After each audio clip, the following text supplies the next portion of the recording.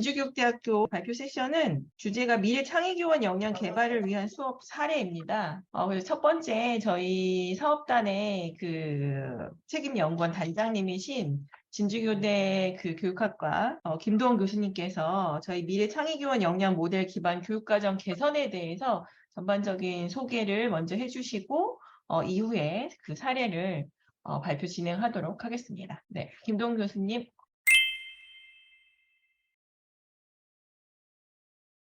그러면 오늘 제가 저희 대학의 사업에 대한 간략한 소개를 좀 하고 본격적으로 수업 사례 공유에 들어가도록 하겠습니다. 오늘 제가 대략 5분에서 10분 정도 맡은 역할은 오늘 5개의 수업 개선 사례, 우리 대학 교수님의 수업 개선 사례가 발표가 이루어질 텐데요. 그러한 것들을 어떻게 들으시면 좋을지 맥락적인 정보를 제공한다, 그렇게 이해를 하시면 되겠습니다. 오늘 제가 발표해 드릴 순서는 6곡지로 했는데 이 순서 생략하고요. 바로 우리 대학의 역량 모델 간략하게 소개를 하도록 하겠습니다. 우리 대학은 이 미래교수 학습 모델 개발 사업에 참여를 하면서 현재 교육의 키워드와 미래 교육의 키워드들을 도출을 하였고, 이러한 9개, 현재는 10개로 확대해서 10개의 키워드를 중심으로 해서 10개의 역량, 4개의 각각의 하위 요소, 40개의 하위 지표들을 갖는 미래 교원 역량 개발을 위한 역량 모형을 개발을 한 바가 있습니다. 그리고 이러한 역량 모형을 기반으로 해서 우리 대학의 교육과정 교과목들의 개선들을 적용을 하고 있는 것이죠. 오늘 발표가 이루어질 5개의 수업 개선 사례는 올해 1년차 참여해 주신 교수님들의 신규 교과목 개선 사례들인데요. 이 10개의 역량 중에 교수님들이 각 교과에 관련되어졌다라는 역량들을 선택하시고 그 역량을 개발하기 위해서 각각의 교과목의 특성에 맞는 교수학습 특성화 전략을 모색한 개선 사례 연구가 되겠습니다. 예를 들면 영어과 교육과정에서는 AI 챗봇을 활용한다든가요. 아니면 한국화 교육에서는 최근에 어떤 디지털 매체를 융합하는 방안들을 연구하신 수업 사례들을 살펴보실 수가 있으실 것 같습니다. 오늘 다루지는 않겠지만은요, 지난해 수업 콘서트에 저희가 개선 사례로 소개했었던 내용은 올해 2년차 지속 연구로 실행 모형화하고 있습니다. 이 부분에 대해서도 추후에 성과를 공유할 수 있는 기회가 있으면 좋겠습니다. 오늘 교수님들께서 수업 사례를 발표해 주실 때 실제로 그 수업을 들은 학생이 현장에 나가서 실제로 어떻게 수업을 현장 실습에서 적용을 했는가도 아마 공유를 해주시는 교과목들이 있을 겁니다. 그런 것들도 참고를 해주시면 좋겠고요. 우리 대학이 현재 12개에서 13개 교과목이 이 역량 모델을 적용한 수업 개선을 진행하고 있는데요. 말씀드린 것처럼 오늘은 초등교육과 국어교육과정, 영어과, 초등컴퓨팅, 한국화, 현대정치의 이해, 이렇게 5개의 수업 개선 사례를 여러분들께서 들으실 수 있을 거고요. 각각의 교과목이 적용한 역량들이 표시가 되어 있습니다. 이것은 이제 각 수업 개선 사례를 들으실 때 다시 한번 소개를 각 개선 교수님들로부터 들으실 수 있을 것입니다. 저희가 다차원적 효과 분석을 했는데요. 대략 말씀을 드리면 창의대단이 제공한 만족도 문항에서는 4.52 정도의 만족도를 우리 학생들이 보여주었고요. 또한 이 40개 문항 중에 교수님들이 적용하신 그러한 역량에 대한 문항들을 바탕으로 사전사후 진단을 한 결과 3점대 중후반이었던 사전 진단치가 사후 진단에서는 4점대 중반까지, 대략 작게는 0.3에서부터 높게는 거의 1 수준으로까지 모든 영역에서 유의미한 차이를 보여줌으로써 역량 향상이 이루어졌다는 것들을 알 수가 있었습니다. 세 번째로는 이 수업을 수강한 학생들이 현장 적용에 갔었을 때에도 그 수업을 들었던 현장 교사의 평가 결과나 우리 학생들의 만족도도 매우 높게 나타난 것을 알 수가 있었습니다. 오늘 수업 개선 사례의 시간이 매우 부족한 관계로 혹시라도 관심 있는 수업 개선 사례 발표가 있었다면 우리 진주교대를 유튜브에서 검색을 하셔서 들어가시면 진주교대 유튜브 채널에 각각의 수업 사례에 대한 자세한 또 영상 설명이 있습니다. 그 부분을 참조하시면 되겠습니다. 이 정도로 우리 대학의 맥락적인 정보는 마무리하고요. 우선 사회자님께 마이크를 넘기도록 하겠습니다. 네, 그러면 저희 첫 번째 그 개선 사례를 발표해 주실 국어교육과 김종윤 교수님 소개해 드리도록 하겠습니다.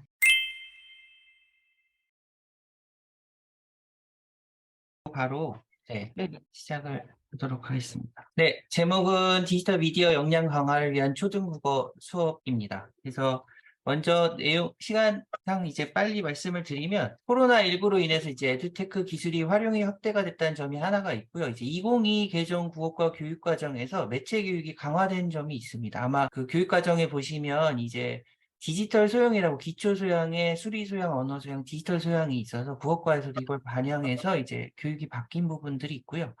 이런 두 가지 점들을 고려해서 초등국어 수업 사례가 어떻게 바뀌는지 여기에 대해서 살펴보도록 하겠습니다. 이제 뭐 늘상 창의재단이든 어떤 연구에서 보면 디지털 기술의 발전이 우리 삶을 바꿔왔고 특히 이제 코로나19로 인해서 많은 삶이 특히 이제 교육 환경에서도 바뀌고 있습니다. 올해 이제 말에 고시될 2022 교육과정 총론 및 각 강론, 또 이제 국어과를 포함했을 때는 특히 국어과 교육과정은 국어교육 공동체 고민과 성과를 보여줍니다. 그동안은 이제 국어, 특히 이제 말과 글을 중심으로 한 국어 능력 신장에 포커스를 맞췄다면 앞으로는 이제 매체, 미디어라고 국어과에서는 매체라고 표현하는데요.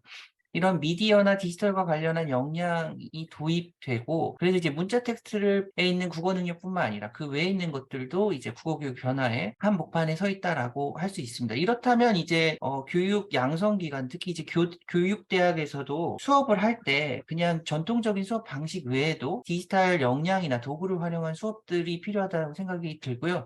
제가 하는 수업이 되게 기초적인 수업이긴 한데 그 수업에서도 이런 것들을 어떻게 담아낼 수 있을까 고민을 했습니다. 그래서 코로나 이전의 요 상황을 보시면 판서를 많이 하고 이제 조금 더 열심히 있는 분들은 포스트잇이든 아니면 이렇게 전지 같은 것들을 통해서 수업을 하고 일부 ICT를 활용해서 하기도 합니다. 모든 별 수업에서 참여형 수업을 많이 했던 것들이 이전에 우리 그 초등 국어 교실의 모습이었습니다. 그러나 이제 보시다시피 코로나로 인해서 사람들도 없어지고 원격 수업이 활성화됐습니다. 다시 지금 돌아가긴 했지만 이때 이제 흔적이나 유산들이 남아 있습니다. 예를 들면 시교육청에서 원격 교육 운영 도움 자료나 캐리스에서 에듀테크 수업 활용 가이드북 이런 것들을 먼저 만들어냈고 일선 선생님들도 굉장히 많이 이런 교육들을 에듀테크 기술들을 활용하고 계십니다. 예를 들어서 요 캐리스 북 같은 거 보면 우리 이제 교수님들도 그렇고 다른 데서도 마찬가지지만 굉장히 많은 뭐 구글 젠보드, 게더타운, 디지털 교과서, 뭐 구글어스 뭐 엄청 많은 패들, 구글 클래스 많은 것들이 있습니다. 이 각각에 대한 것들을 소개하고 있습니다. 그리고 이제 선생님들이 필요에 따라서 영상을 활용할 것인가, 뭐 교사학습 지원할 것인가, 자기주도 학습을 컨텐츠를 제공할 것인가에 따라 다양한 수업들이 오히려 이제 대학 교육 양성기관인 교대보다 오히려 초등학교에서 더 활발하게 이루어지고 있습니다. 이건 이제 서울시교육청 원격 수업 자료인데요. 뭐 패들릿을 활용해서 이렇게 할 수 있다. 멘티미터를 활용해서 뭔가 단어들을 가지고 뭐 설문조사라든지 이렇게 워드클라우드처럼 나타낸다든지 뭐 젠보드를 활용해서 하는 방식 이런 방식들이 이미 초등학교에 먼저 도입이 됐는데 예비 양성교사들이 이런 것들을 먼저 준비해야 될 필요가 있다라고 생각이 들어요. 또 하나는 이제 교육과정 변화 아까 말씀드린 건데요. 이미 이제 ncicre.kr이라고 그 한국교육과정평가원에서 교육부 위탁을 받은 교육과정 모은 자료집에는 이제 행정예고본 초안이 실려 있습니다. 모든 교과. 그래서 이 국어과에서 미디어 관련된 부분이 어떤 부분인지 간단하게 살펴보도록 하겠습니다. 아까 말씀드렸지만 모든 교과에 언어 소양, 그리고 수리 소양, 디지털 소양이 기초적으로 들어가 있기 때문에 교대에서는 좀 집중할 부분이고요. 국어에서도 그동안 언어나 기호 외에도 양식이나 매체, 이건 이제 시각이든 청각이든 이런 다양한 양식이나 이제 다양한 매체들을 활용할 수 있고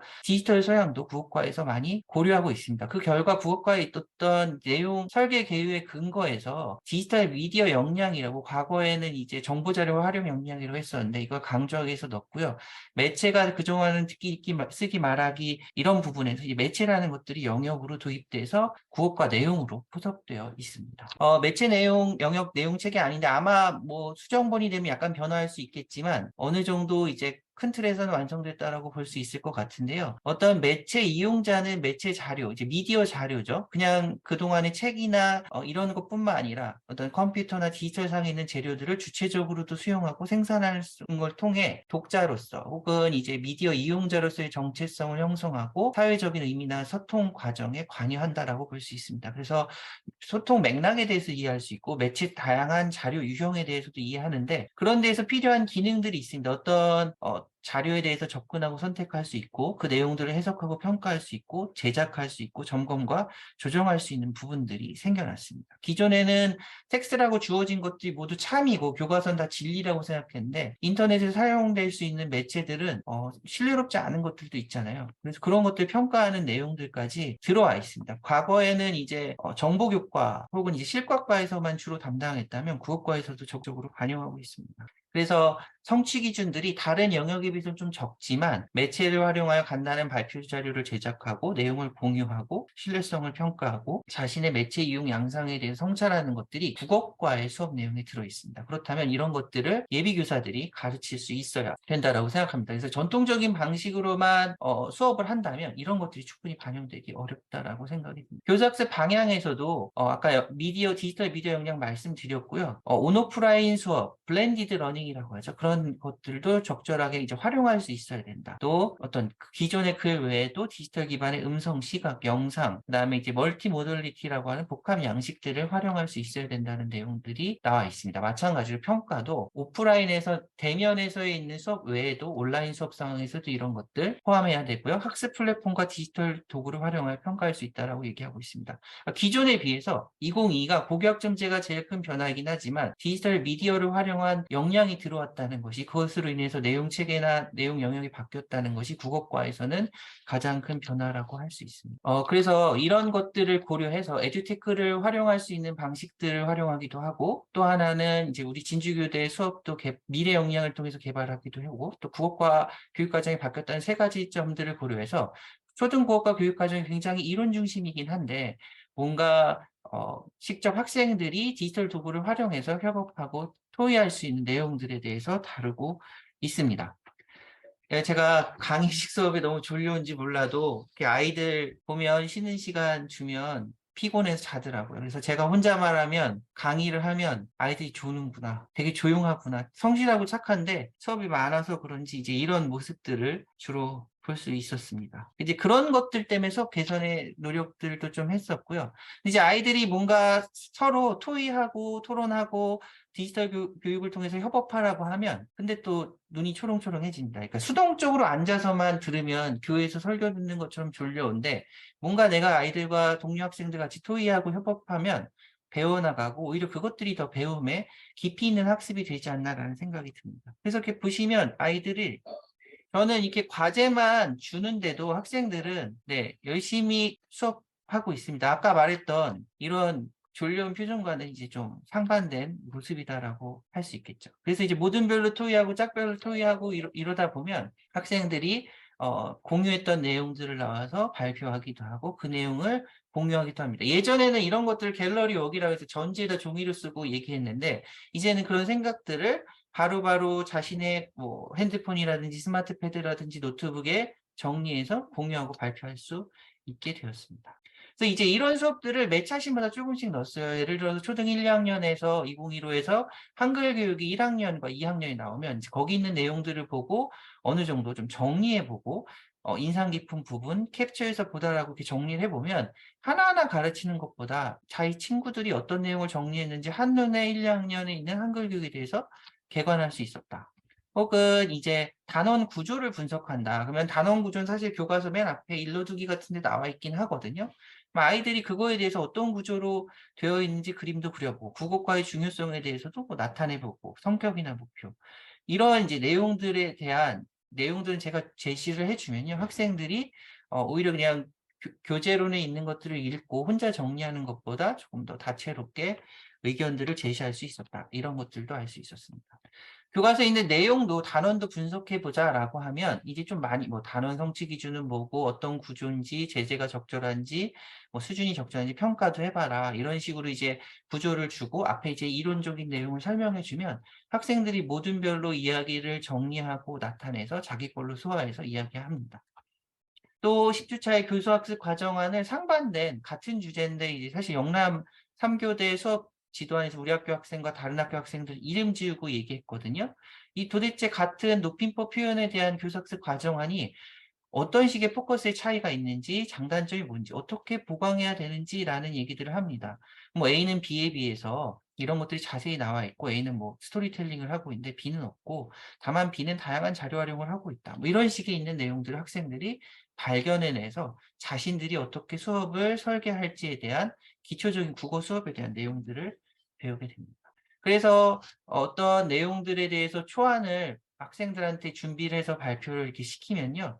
거기에 대한 내용들 학생들이 동료 평가를 점수는 저한테 주고 개별적으로 그다음에 의견들은 패들렛으로 작성해서 공개하기도 합니다. 그리고 질문도 하고 나중에 학생들은 교사학습 과정안을 수정해서 제출합니다.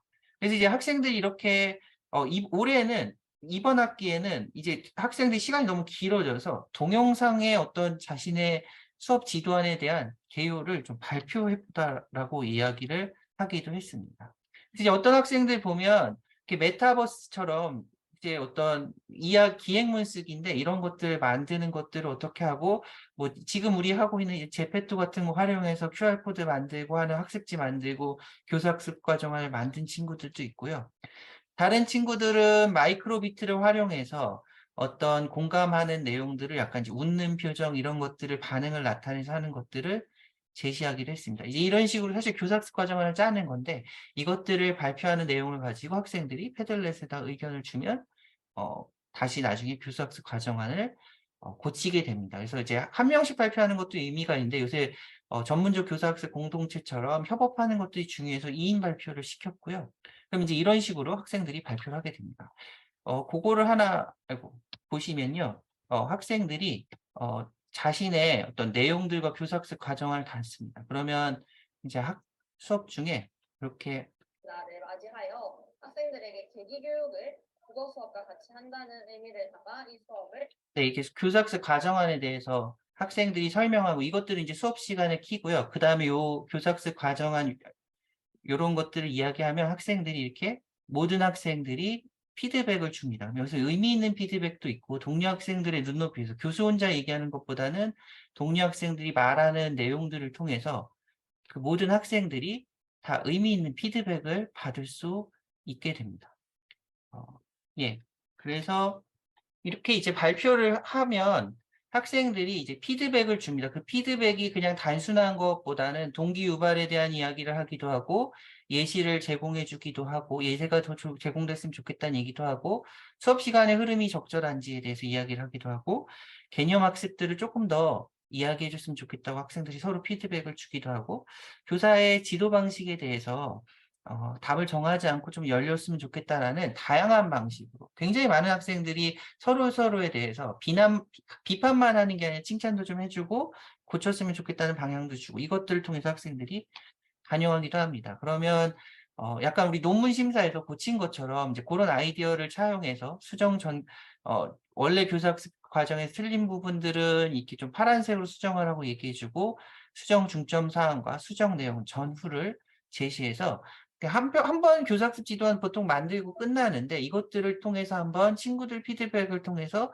재성찰할 수 있는 그런 식의 있는 계기들을 가집니다. 그럼 이제 학생들이 내가 발표했던 것도 예시가 좀 부족했고 수업을 진행하면서 발생한 문제들을 고려해서 교사학습 과정안을 조금 더 완성도 있게 만드는 게 필요하지 않을까.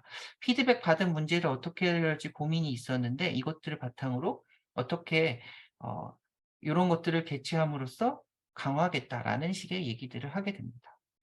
네, 그런 식으로 이제 학생들이 바꿔서 교육 실습 가기 전에 사실 2학년이라서 이제 이런 내용들이 낯설고 부업과도 거의 이제 처음 봐오는 내용인데 그나마 좀 이제 교육 실습 전에 또 이제 교과 교육에 대한 아이디어나 생각들을 넓힐 수 있지 않을까라는 생각이 듭니다.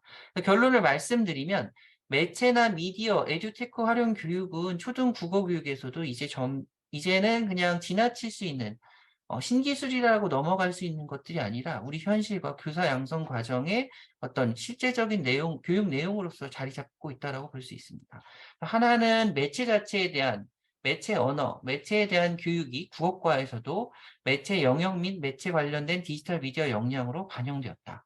또 하나는 코로나19 이후로 시작되는 매체에 대한 관심을 통해서 에듀테크를 활용한 교육들이 중요한 영역으로 잡히게 되었다. 그렇다면 이제 전통적으로 책을 읽고 이야기를 하고 발표하는 국어교육에서도 적극적으로 도입할 수 있어야겠죠. 진주교대 초등국어과 교육과정에서는 사실 교육과정에 대한 이론적인 일반적인 교육론 같은 수업인데 에듀테크를 활용한 학생 간 상호작용이 비교적 잘 진행되었다라는 이야기입니다. 그래서 아까 조는 아이들 보여드렸는데 그것들 이후로 점점 발전하고 소통할 수 있었다라는 것들을 보여드렸고요. 그중에 짧게 교수학습 과정안을 그냥 만들고 끝나는 것들이 아니라 학생들의 다양한 피드백을 이 에듀테크라는 패들릿이라는 하나의 단순한 프로그램을 통해 집중적으로 받고 성찰하고 고칠 수 있는 계기가 되었다라고 볼 수 있습니다. 그래서 지금은 이제 시작 단계이고 이제 조금씩 저도 배워나가는 단계인데요. 앞으로 이런 수업들을 좀 더 고민해서 그냥 뭐 신기술을 쓴다라는 게 아니라 정말 학생들의 국어 교육에 대한 준비와 또한 이런 경험의 폭을 확대하는 계기가 될 수 있도록 더 노력하도록 하겠습니다. 이상으로 발표를 마치겠습니다. 감사합니다. 네, 발표 감사합니다. 국어 교육하면 교구제는 사실 저는 이제 주로 책이 되지 않을까라고 생각을 했는데, 저만 그런가요? 그랬는데, 지금 보니까 이제 뭐 패들릿이나 뭐 구글 뭐 이런 매체를 활용하신 것 같아요. 그래서 그 매체를 활용하면서 자연스럽게 매체에 대한 교육도 같이 이루어지지 않았을까 생각이 들고요.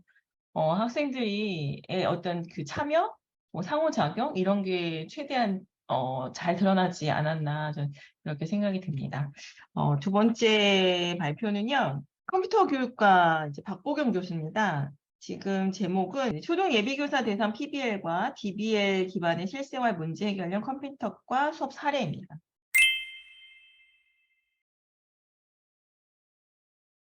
예, 저는 컴퓨터 교육과에서 이번에 그 PBL과 DBL 기반의 실생활 문제 해결형 수업 탐색 및 사례에 대해서 발표하게 될 컴퓨터 교육과 박보경 교수입니다. 먼저 창의적 사고와 디자인 싱킹에 대해서 잠깐 말씀을 좀 드리면 저희가 4차 산업혁명이란 말은 이제 저희가 지겹도록 많이 들었던 얘기고 또 이 4차 산업혁명이란 것 자체가 3차 산업혁명을 기반으로 해서 디지털 혁명을 이제 말하는 걸로 이제 통용되고 있는데요. 여기서 이제 뭐 사물 인터넷이라든지 인공지능이라든지 뭐 이런 것들과 같이 다양한 기술들 또 다양한 분야 간의 융합, 협업 뭐 이런 걸 통해서 새로운 것을 창조하는 것을 우리가 이제 4차 산업혁명이라고 얘기하고 있고요. 그렇다면 왜 이런 변화들이 일어나고 있는가에 대해서 한 번쯤 생각해 볼 필요는 있을 것 같습니다.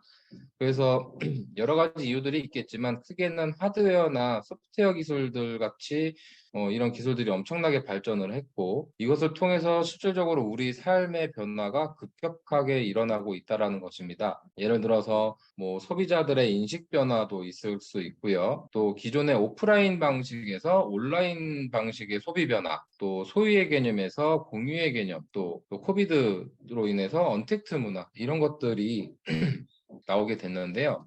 또 실제적으로 보면 소비자의 변화를 통해서 산업이라든지 비즈니스 쪽의 패러다임을 변화시켰다라고 볼 수 있습니다. 그래서 고객들의 소비용 패턴이 오프라인에서 온라인 중심으로 바뀌었다라든지 또 소유에서 이용의 개념으로 바뀌었다라는 걸 볼 수 있고 또 전통적인 그런 사업자들, 기업들이 이런 이 소비자의 변화를 잘 캐치해서 성공적인 기업들로 변화되고 있다라는 점도 볼 수 있고 아예 태생부터 디지털인 기업들이 현재까지도 잘 발전하고 있다라고 볼 수 있습니다. 또 그렇다면 이제 교육 분야에서 그 기술의 변화가 어떻게 됐는지를 좀 살펴보면 에듀테크 키워드를 가지고 검색을 한번 해봤을 때 무수히 많은 사례들을 우리가 확인할 수 있었습니다. 그래서 기존의 서책형 교과서가 디지털 교과서 형태로 바뀐 것도 있고 또 온라인 강좌를 수강하던 형태에서 학습자 맞춤형 강좌들, 또 실시간으로 진도가 관리된다든지 학습이 관리된다든지 이런 수준의 강의가 이루어지고 있고요. 또 소프트웨어 교육에서는 다양한 이제 피지컬 컴퓨팅 교구들이 현재 많이 사용되고 있고 또 소프트웨어뿐만 아니라 AI라든지 이런 것들에도 많이 지금 확장돼서 적용이 되고 있습니다.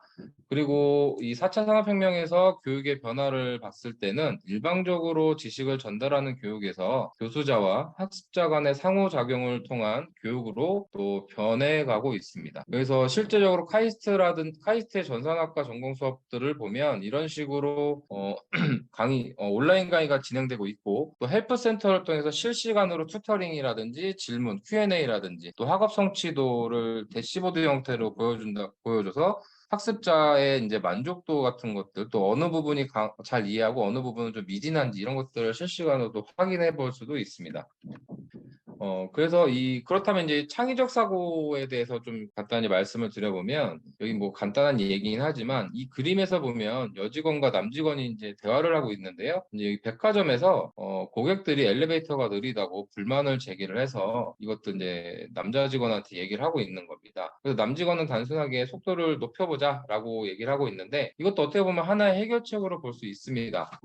그런데 이제 창의적 사고 관점에서 보면 다양한 관점과 새로운 질문을 던져보자라는 것인데, 엘리베이터의 속도를 높이려면 우리가 시간과 비용이 많이 들 겁니다. 근데 이 방법 외에 또 다른 방법이 없냐라는 걸 다양한 관점을 한번 생각을 해본다면, 여러 가지 의견들이 있겠지만, 뭐, 여기서 이 사례에서 제시한 것은, 엘리베이터 안에 그러니까 거울을 이제 배치를 해보자라고 하는 것이죠. 그래서 이 고객은 거울을 통해서 자신을 비춰봄으로써, 엘리베이터 속도 문제에 대한 불만을 잊을 수가 있다라는 것이죠. 이것이 어떻게 보면은 그냥 단순한 예로 보일 수는 있겠지만, 이 4차 산업혁명 시대에서 창의적 사고란 다양한 관점을 통해서 의견을 수용하고 또 새로운 질문을 던짐으로써 일상생활 속에서의 문제와 불편한 점을 해결할 수 있는 매우 중요한 사고법이라고 할 수 있겠습니다.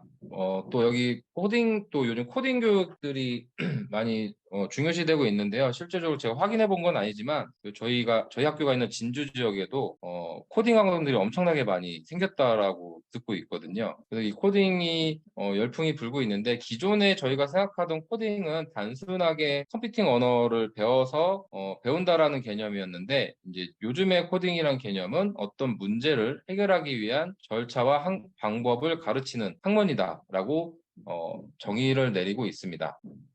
그래서 이 4차 산업혁명 시대 소프트웨어 교육은 이제 창의적 문제 해결력이라고 볼 수도 있고요.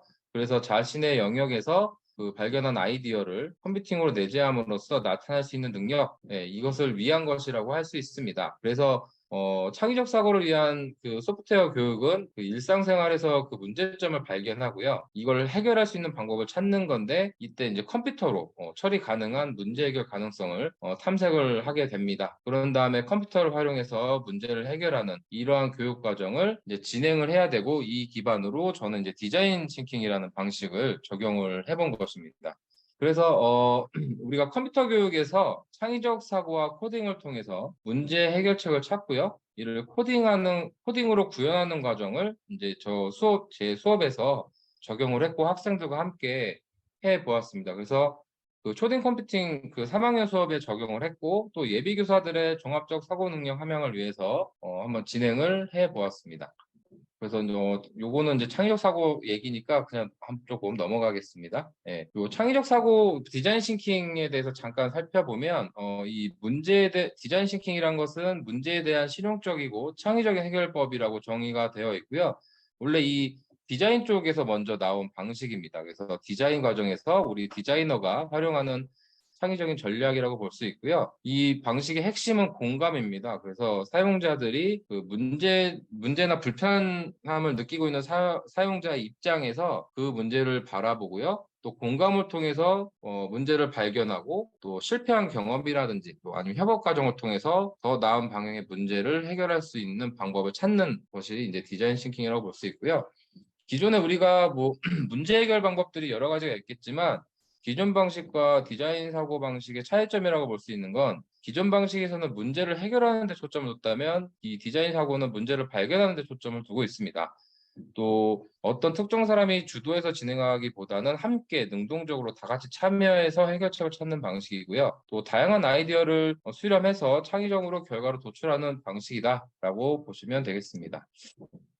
그래서 저희 그 개선 전략이나 방법에 대해서 좀 말씀을 드리면 저희 여기부터 먼저 말씀을 드릴게요. 우선은 기존 강의 계획서는 이런 그 소프트웨어 교육, 엔트리나 이런 것들을 통해서 인공지능까지 배우는 방식이었다면 저는 이제 개선된 강의 계획서를 보시면 디자인 싱킹의 각 단계별 수업을 통해서 학생들이 이제 그 방식에 대해서 습득할 수 있게 했고 또 이걸 통해서 종합 프로젝트를 진행을 했습니다. 그래서 크게 저희 그 초등 컴퓨팅 수업에서는 연결 협업 역량하고 큐레이션 역량을 창의 역량 목표로 설정을 했고요. 또한 이제 부가 역량으로서 재미와 참여 문화 역량, 데이터 기반 교수 역량에 대해서도 목표를 두고 진행을 하였습니다. 또 교수 전략 방법은 크게 문제 중심 학습과 디자인 기반 학습 두 가지를 선정을 했는데 제가 이제 강의를 진행하면서 가장 크게 중점을 둔 방식은 문제 중심 학습법으로 볼 수 있고요. 또 이 문제 중심 학습법에서 교수자는 학습자가 비판적으로 사고하고요. 자기주도적으로 학습하는 과정을 통해서 스스로 그 문제를 발견할 수 있는 방법에 대해서 고민할 수 있도록 했고 또 이 디자인 기반 학습법은 자기 스스로 조사 단계부터 연구나 발표, 평가까지 학습의 전 과정에 참여할 수 있도록 했고 실제 평가하는 부분에서도 학생들이 다른 학생들을 평가할 수 있게 반영을 하였습니다. 또 피드백도 같이 진행을 했고요.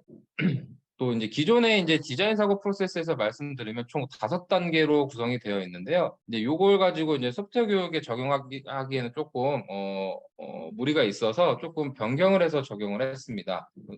그래서 기존의 첫 번째, 두 번째 단계였던 공감과 문제 정의를 하나로 합쳤고 그래서 일상생활에서 불편함을 느끼는 사람의 관점에서 그 문제를 바라보기 위해서 공감을 통해서 그 문제를 정확히 문제를 정의합니다. 그런 다음에 그 가상의 사용자, 페르소나를 정의해서요. 그 사람이 요구하는 게 무엇냐 이런 것들을 한번 생각해 보게 했습니다. 그리고 사용자 경험 분석을 통해서 뭐 활동이라든지 접촉점이라든지 뭐 생각이나 느낌 이런 것들을 분석을 하고 이것들을 기반으로 해서 프로토타입을 제작을 했습니다. 그래서 실제 소프트웨어를 구현할 때 뭐 화면이 어떤 식으로 구성이 될 건지 메뉴는 어떤 식으로 구성이 될 건지 또 알고리즘은 어떻게 될 건지 이런 것들을 미리 한번 생각해 보게 하고 그걸 기반으로 소프트웨어를 구현하게 지도를 했습니다.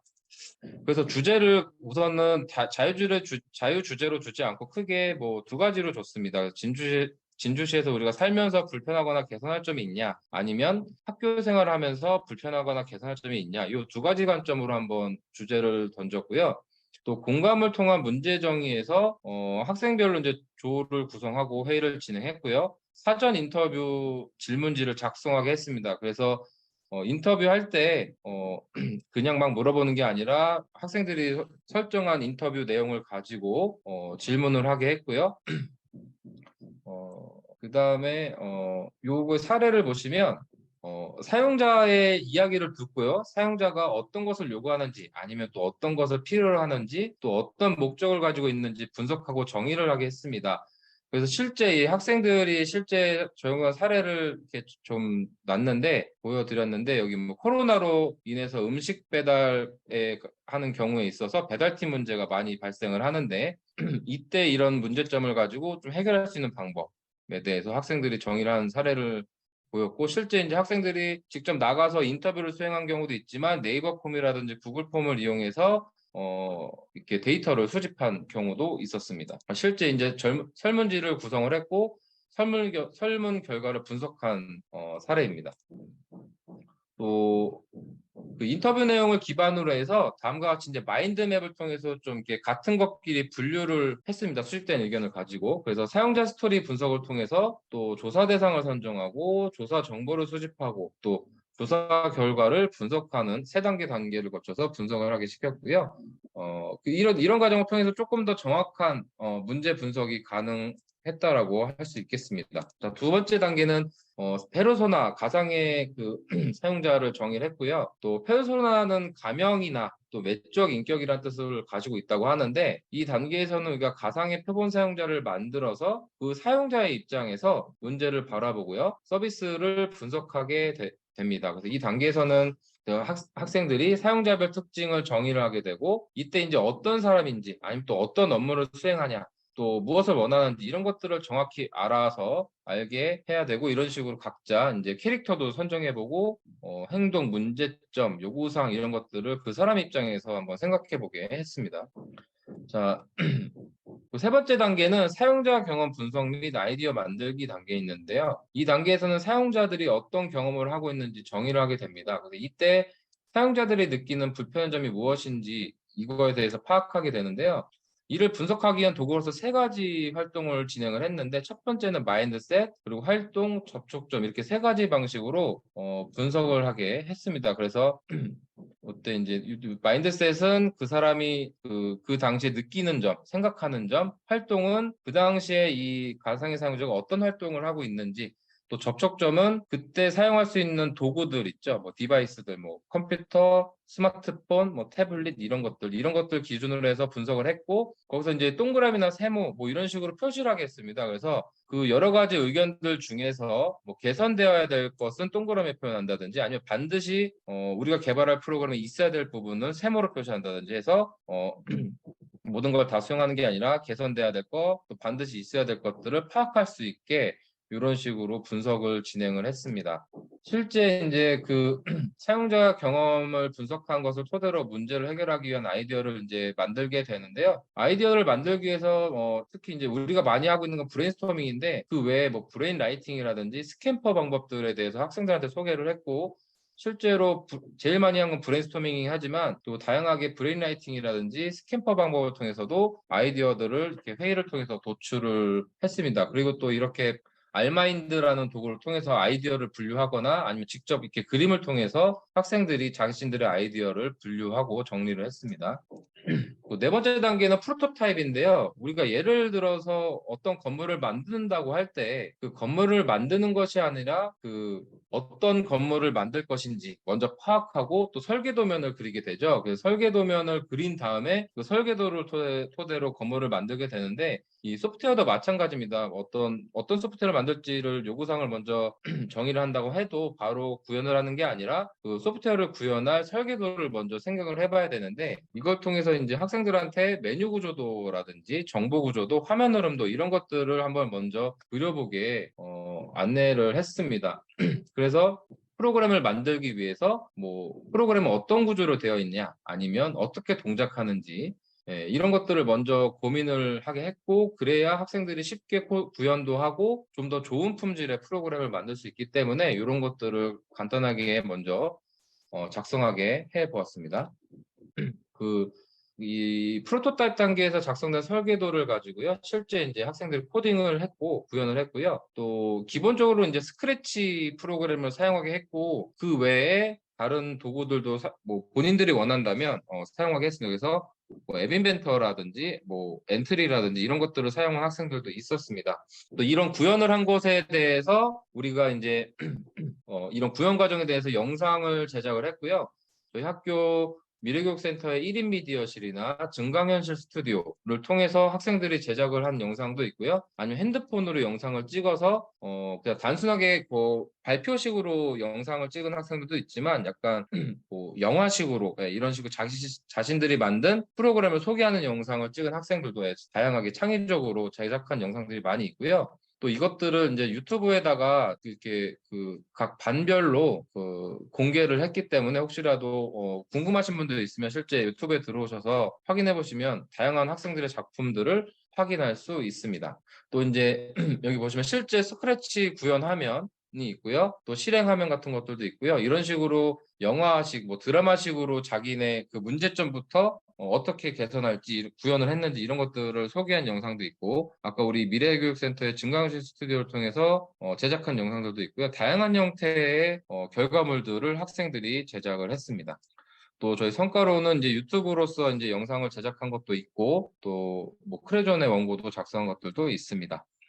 실제 이제 이걸 가지고 그 3학년 학생이 실제 현장 그 실습에 나가서 학생들 그 초등학교에 적용한 사례도 있고요. 실제 이제 5학년의 동식물과 관련된 실생활 문제 해결을 이란 주제를 통해서 3차시 분량으로 진행을 했고요. 예비 교사와 또 현장 교사, 그 저와 이렇게 그 회의를 통해서 실제 그 수업 계획안, 지도안을 작성을 통해서 실과 국어, 뭐 이제 창의적 체험 활동 이 세 가지를 적용을 해서 3차시로 적용을 한 모습입니다. 또 이제 이거는 이제 평가 및 피드백 관련해서 동료 평가랑 팀 평가를 실시를 했습니다. 저희 수업에서. 그래서 동료 평가는 같은 조원들을 평가를 하게 시켰고, 또 팀 프로젝트는 자기 조를 제외한 나머지 조에 대해서 팀원들끼리 상의를 해서 평가를 하도록 시켰고, 실제 성적에도 이 점수들을 반영을 했습니다.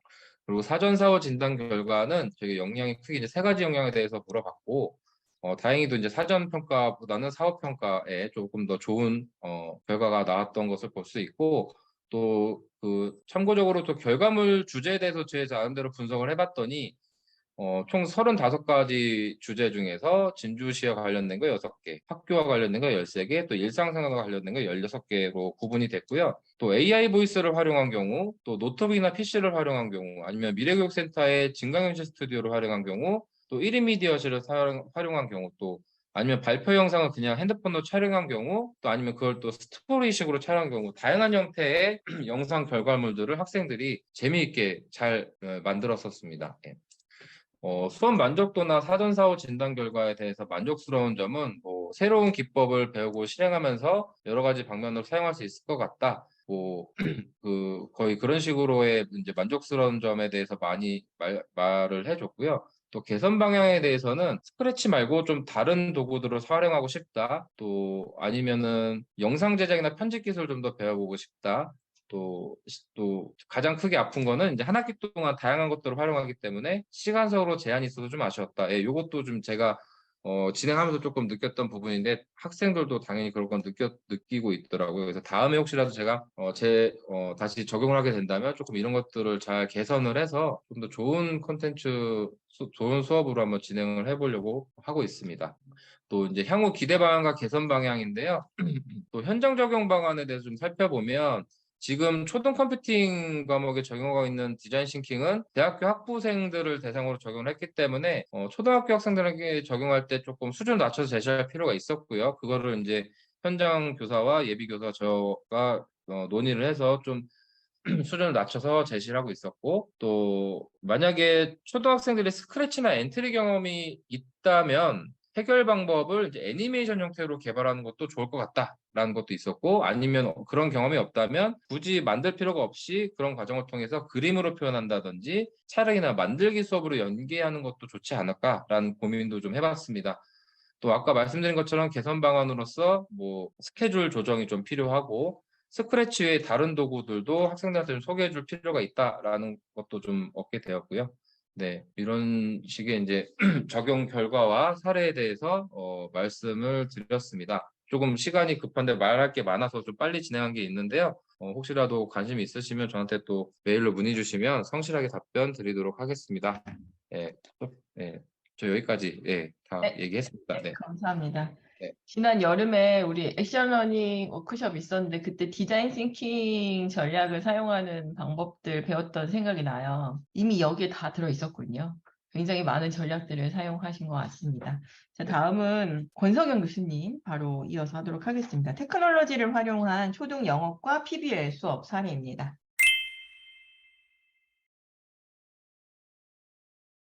네, 반갑습니다. 네, 소개받은 영어교육과 권석영이라고 합니다.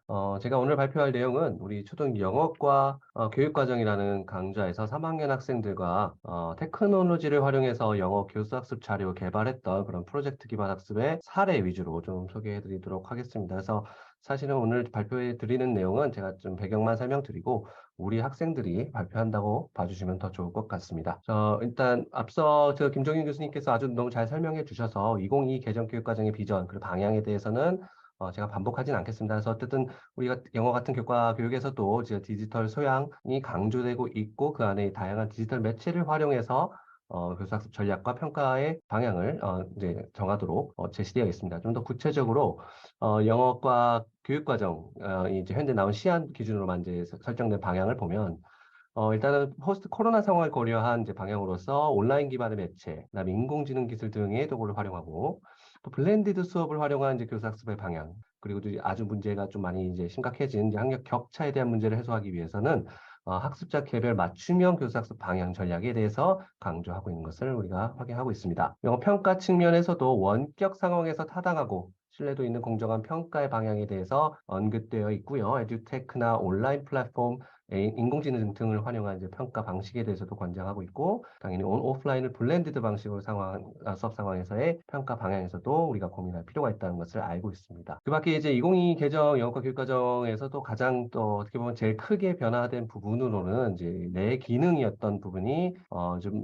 이해 영역과 표현 영역으로 이렇게 묶여서 제시된다는 점이 눈여겨볼 만한 점입니다. 그래서 의사소통 역량이라는 큰 이제 상위 층위의 역량 하에 총 이제 6개의 이제 하위 역량이 제시되어 있고 그 안에 이제 이해 영역과 표현 영역이 이제 2개의 이제 묶인 그런 이제 영역으로서 기존의 듣기, 읽기, 말하기, 쓰기 각각 4기능이 독립적으로 다뤄졌다면 이번 개정되는 교육과정에서는 듣기, 읽기, 그리고 보기가 하나로 묶여서 이해 영역으로 제시되고 있습니다. 여기서 주목할 만한 것은 보기라는 것이 들어갔다는 점인데, 보기라는 하면 우리가 디지털 매체를 사용했을 때 단순 음성만 제시되는 것이 아니라 텍스트가 함께 제시되었을 때 이론상으로도 listening while reading 또는 reading while listening이 가능해지는 그런 디지털 읽기 자료들이 현재 이미 상용화되고 있고 많이 제시되고 있습니다. 이런 부분들이 분명 이 차기 교육과정과 함께 교과서에서도 적용될 것이라 보고요.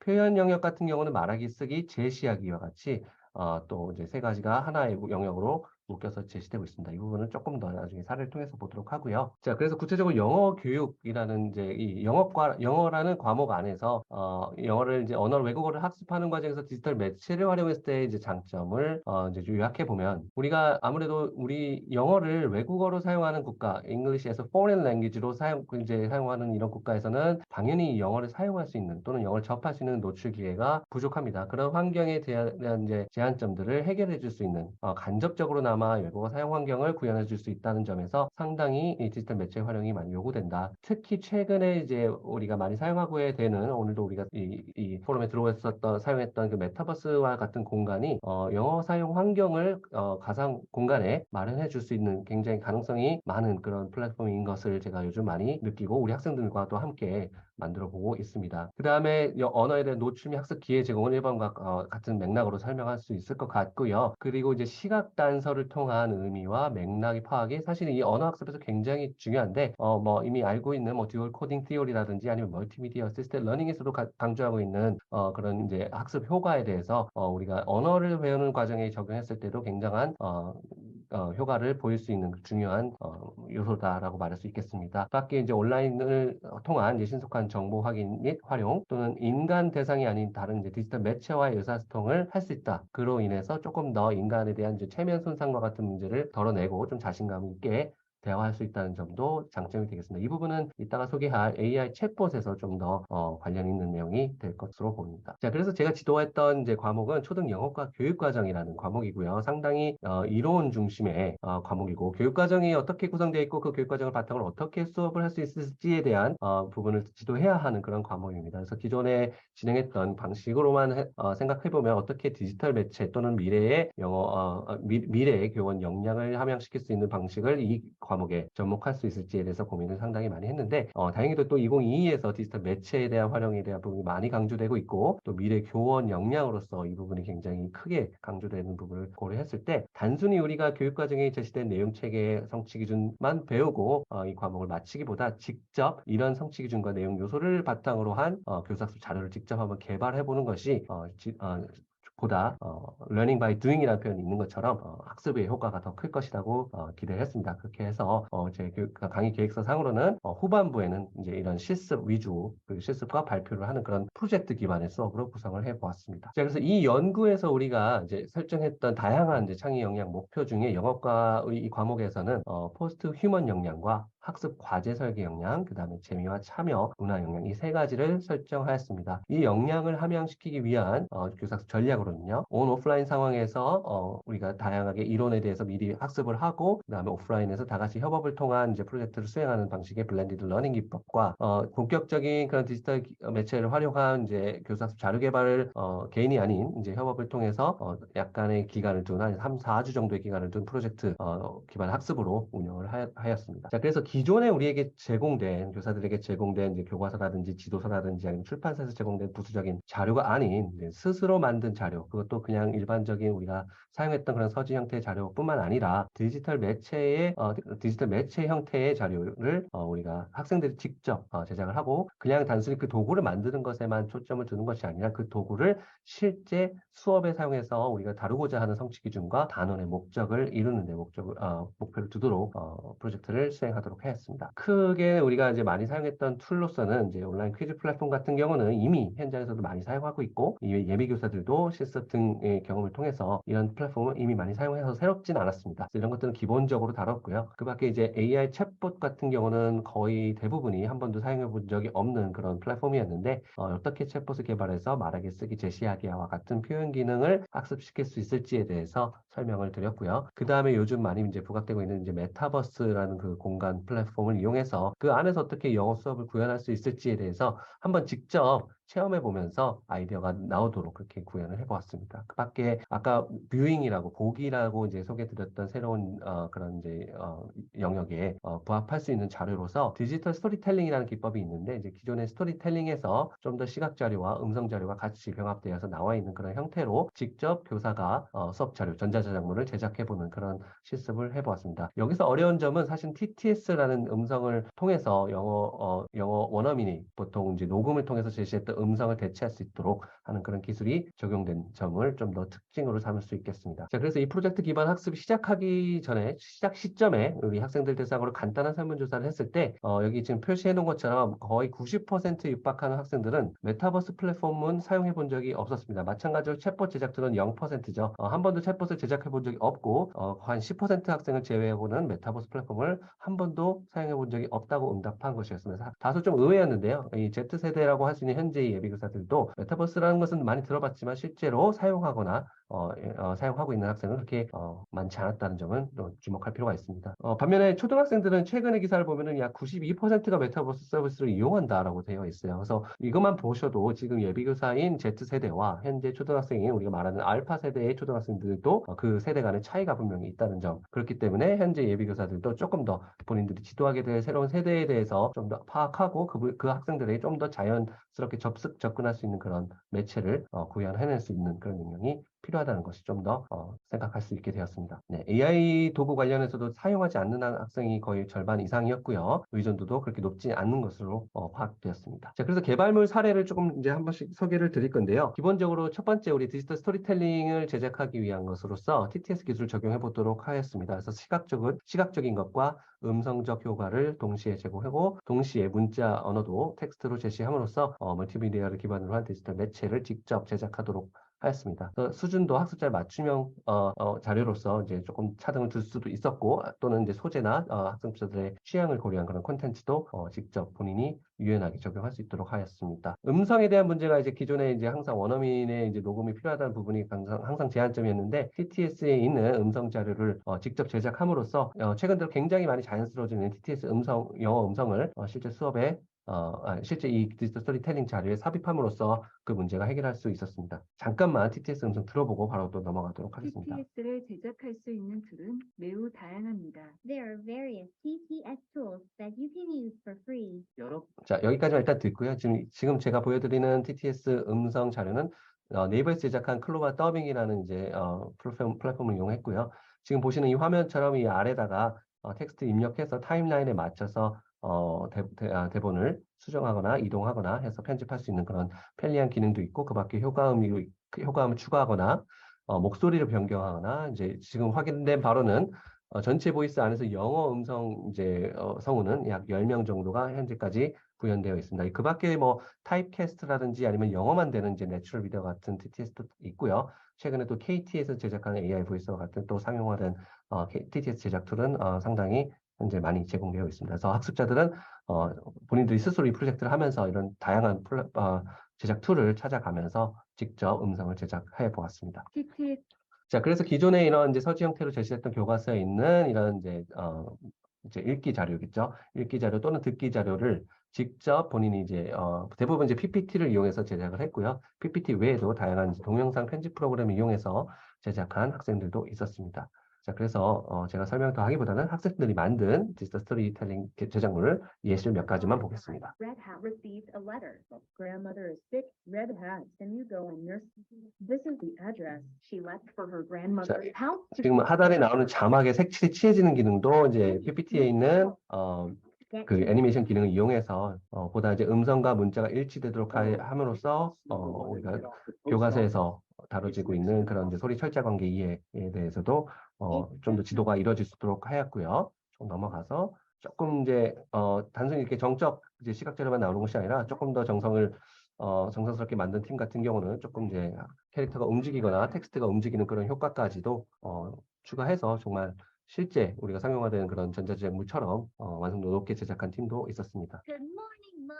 What are you doing, Mom? I'm making soup. 그래서 대체적으로 이제 모든 그 의사소통 기능이 교과서에서 다뤄지는 그런 표현들로만 구성되어 있고 소재와 그런 이제 내용에서만 일부 좀 각색을 했고 그 밖에 이제 다양한 애니메이션 기능이라든지 움직임 효과라든지 그다음 텍스트와 음성이 일치되도록 이렇게 표시되는 효과만 이제 학생들이 직접 구현해보는 그런 실습이 이루어졌습니다. 자, 두 번째 소개해드릴 것은 인공지능 기술을 적용한 이제 표현 기능, 이제 말하기 쓰기 학습을 위한 도구로서 챗봇을 개발해 보도록 하였습니다. 사실 챗봇이라는 것을 또는 이제 인공지능의 어떤 학습 도구를 만든다는 것이 막연히 굉장히 어렵다고 느껴질 수 있고 학생들 처음엔 그렇게 느꼈는데 저희가 이제 제가 소개했던 이제 제작 툴로서는 구글사에서 제공하고 있는 다이얼로그 플로우라는 플랫폼을 이용해서 일반인들도 손쉽게 이런 아주 단순한 수준의 챗봇 제작할 수 있도록 그런 제작 툴이 있다는 것을 소개하면서 학습자들도 실습을 통해서 진행하였습니다. 지금 보시는 것처럼 이런 식으로 교과서에 있는 이제 표현들, 딱 이제 초등 영어기 때문에 이 챗봇이 개발하는데 크게 어려움이 없는 것이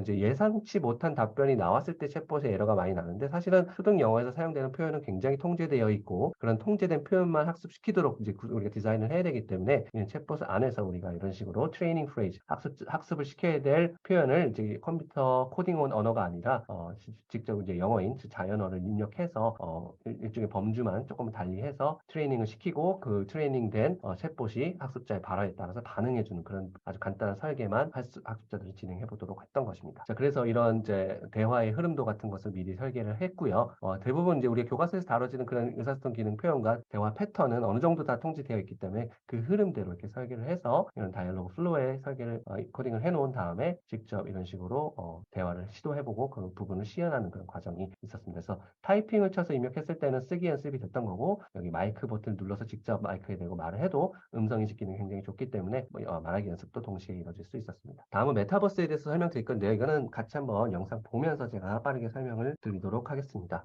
그래서 지금부터 보시는 것들은 우리 학생들이 만든 메타버스 안에서의 영어 수업의 어떠한 일종의 모델을 보고 계시는 겁니다. 자, 일단 첫 번째는 이제 퀴즈 형태입니다. 어떠한 이제 교실 내에서도 할 수 있는 그런 퀴즈를 이러한 이제 이플랜드라는 플랫폼 안에서 전광판에 우리가 다 같이 볼 수 있는 그런 예를 들면 이제 PPT 자료 같은 것이죠. 그런 것들을 띄워놓고 학습자들로 하여금 이런 식으로 쓰기 또는 말하기로 응답하게 하는 그런 퀴즈 형태가 되겠습니다. 그래서 지금 보시는 것처럼 또 이모지 기능을 이용해서 박수도 칠 수 있고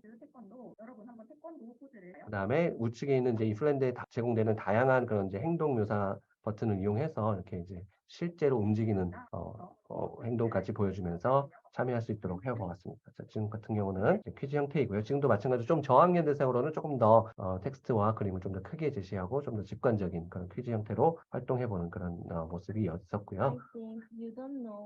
지금 같은 경우는 말하기, 이제 발표하는 것을 이제 메타버스 공간 안에서 함으로써 지금 보시는 것처럼 대부분 다 아바타고 자기 이름 안 쓰고 나와서 이제 자신 있게 영어로 말해보도록 하는 그런 활동인데 사실 실제 교실에서 약 한 5, 6학년만 돼도 이렇게 말하기 영어 시키면은 굉장히 자신감이 없어 하거나 참여를 좀 꺼려하는 경우가 많은데 메타버스 안에서 했을 때는 발표도 자신 있게 하고 이렇게 질문도 서스럼 없이 할 수 있었던 모습을 좀 큰 차이점으로 볼 수 있었습니다. 다른 것은 이제 역할극 것도 이제 일종의 이제 초등 영어에서 많이 하고 있는 이제 활동인데 이런 메타버스 안에서 구현했을 때 우리가 소품을 구성하거나 의상을 마련하거나 아니면 배경을 디자인하는데 크게 어려움 없이 그리고 시간적인 부분도 많이 아끼면서 굉장히 재미있게 해볼 수 있었습니다. 그래서 감정을 표현하거나 행동을 묘사하는 기능은 이제 플랜드 안에 있는 그런 이제 이모지 기능을 이용해서 했고요. 지금 같은 경우는 이제 교과서에도 있는 그런 이제 정보차 과업 예를 들면 이제 길 찾기 활동인데요. 이제 둘이서 이제 숨바꼭질이라는 일종의 약간 게임 형태로 이렇게 구현해 놓은 겁니다. 이제 로블록스라는 플랫폼을 이용한 건데요. 한 명이 자기가 숨고 자기가 어디 있는지를 이제 텍스트로 이런 식으로 제공해 줌으로써 이제 길 찾기, 길을 묻고 답하는 그런 표현 기능을 연습해보는 그런 활동입니다. 이거 사실 교실 내에서 많이 하는 활동인데 교실 내에서 했을 때 그 스케일과 이 메타버스 했을 때의 스케일 그리고 그 실제감에 있어서는 아주 큰 차이가 있다는 점은 학생들도 크게 공감했습니다. 그 밖에 뭐 게더타운이라든지 우리가 사용했던 잽이라든지 이런 것들 이용해서 비록 약간 투박한 2D 형태로 제시된 메타버스지만 호환성이 좋아서 이 안에서 패들렛을 연결해서 이제 뭐 대본을 보거나 아니면 유튜브 영상을 연결해서 영상을 보고 오거나 하는 그런 조금 탄력적인 수업 운영이 가능한 그런 예시를 메타버스 안에서 보냈습니다. 다음은 이제 마인크래프트 안에서 좀 더 게임 방식의 게임을 통한 이제 영어 쓰기 활동을 하는 그런 영상이 그런 제작물이 개발되기도 했습니다. 여기까지만 메타버스는 사실 내용이 굉장히 많고 지금 지난 학기의 사례고 이번 학기에도 일종의 좀 추가적으로 하고 있는데 사실은 점점 더 이 학생들이 새로운 메타버스 플랫폼의 기능이 이제 늘어나면서 점점 더 놀라운 결과물들을 보여주고 있어서 기회가 된다면 그 학생들 자료는 또 다음에 공유하도록 하겠습니다. 자, 그 밖에 이제 개발물 외에도 우리 수업 안에서 사용했던 이제 테크놀로지 기반의 어떤 이제 수업 전략으로서는 형성평가는 이제 기존에 많이 사용하고 있는 이제 온라인 퀴즈 플랫폼 이용해서 우리 대학생들도 이런 형성평가를 통해서 평가를 진행했을 때 단순히 우리 쪽지 시험 봤을 때 반응보다는 그래도 조금 더 흥미롭게 참여하는 좀 더 열심히 참여하는 모습을 볼 수 있었고요. 그리고 앞서 했던 우리 그런 PBL 그 과정을 우리가 어떻게 하면 누가 더 열심히 참여했고 누구는 무임승차했고 이런 것들을 다 파악하기 사실 교수자는 어려운데 모든 과정을 다 여기 그 패들렛에서 공유하도록 했습니다. 그래서 서로 댓글도 달면서 예를 들면 지금 이렇게 챗봇을 만든 한 명의 학생이 있다면 그 아래 학생들이 이렇게 피드백을 주고 저도 이렇게 피드백을 주는 그런 과정을 다 온라인 상에서 이렇게 블렌디드 방식으로 프로젝트가 진행되는 동안 계속 진행을 했습니다. 그 다음에 이제 발표를 다 했는데 그 제작물에 대한 발표를 할 때 다른 팀원들은 이제 동료 평가, 자기 평가를 이제 구글 폼을 이용해서 했고요. 마지막으로 이 학기에서 이제 한 학기를 마치고 이제 교생 실습을 나간 학생들이 앞서 제작했던 뭐 AI 챗봇이라든지 아니면 디지털 스토리텔링 자료라든지 등을 실제 현장 학교에 가지고 가서 학생들 대상으로 직접 적용을 했고 실제 학생들 대상 만족도 평가를 해보면 상당히 긍정적인 반응이 많았고 신기했다라는 그런 반응을 확인할 수 있었습니다. 그 다음에 학생들 대상으로 마지막 사후 평가를 했을 때도요. 가장 도움이 된 내용 무엇이었나요? 했을 때 메타버스 수업에 대한 시간 부분이 제일 많았습니다. 그래서 앞서 설문조사 기억나실지 모르겠지만 메타버스를 약 90% 정도는 사용해 본 적도 없다고 답했잖아요. 근데 실제로 본인들이 아주 짧은 기간이지만 이거를 직접 만들어보고 그 안에서 영어 수업을 한번 구현해 본 경험을 통해서 이 부분이 가장 도움이 됐다라고 답한 부분은 사실 굉장히 주목할 만한 결과인 것 같습니다. 그 밖에 이제 전반적인 디지털 기기 및 소프트웨어 활용 역량은 사전 사업 비교에서 굉장히 크게 유의미하게 상승한 것을 확인했고 앞서 우리가 설정했던 세 가지 역량에 있어서도 각각의 요소에 있어서도 모두 통계적으로 유의미한 결과로 보였습니다. 자, 그래서 마지막으로 이제 결론을 정리하자면요. 이제 단순히 초등 영어과 교육과정이라는 그런 어떻게 보면 이제 수업에 필요한 자료죠. 어떤 지도서라고 할까요? 어떤 그런 이론적인 부분만 단순히 배워가는 그런 과목에서 그것을 알고 그 다음에 그걸 실천할 수 있는 역량까지 우리가 길러주는 것을 목적으로 삼아서 조금 접근을 달리하여 이제 디지털 매체를 활용하고 직접 제작해서 수업에 적용해 보도록 했을 때 상당히 이 학생들이 단순히 지식 전달자가 아닌 영어라는 이런 도구 교과에 대한 수업을 할 때 어떤 내용을 어휘를 지도하고 의사소통 표현을 연습시키는 것에서 그치는 것이 아니라 이런 새로운 매체를 본인이 직접 개발해서 학생들에게 보여주고 체험해 보도록 하고 그 안에서 영어 학습이 이루어지도록 하는 그런 큐레이터로서의 역할로 조금씩 변화할 수 있는 그런 가능성을 볼 수 있었습니다. 네, 그 다음에 이제 보다 이제 좀 흥미로운 방식으로 영어 학습에 참여할 수 있는 그런 전략적인 교사학습 도구 개발이 소개된 점은 상당히 고무적이라고 할 수 있습니다. 사실은 영어라는 과목을 이제 초등학교 3, 4학년 때는 그럭저럭 재밌게 참여하는 편인데 이제 5, 6학년 정도 되고 중고등학교 넘어가면 더더욱 심해지는 것이 영어를 굉장히 재미없어하고 싫어하게 되는 과목이 됩니다. 그래서 굉장히 영어는 사실 참여를 많이 하고 많이 말하고 많이 써보게끔 하는 것이 중요한데 그런 부분이 이루어지지 않아서 교사들이 상당히 많은 고민을 하고 고생을 하고 있는 것으로 알고 있습니다.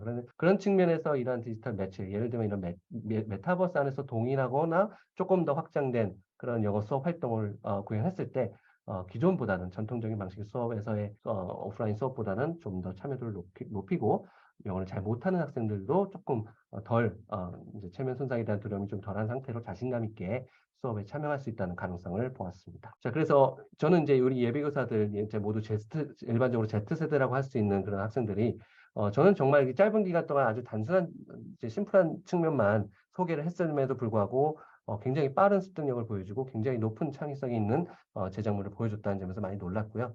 이 수업이 아예 이런 것만 다룰 수 있었던 수업이었다면 좋겠다라는 생각이 들었습니다. 이제 여건상 부득이 영어과 교육과정이라는 수업을 제가 맡아서 그 안에서 했기 때문에 기간이 좀 충분하지 못했다는 아쉬움이 있었고요.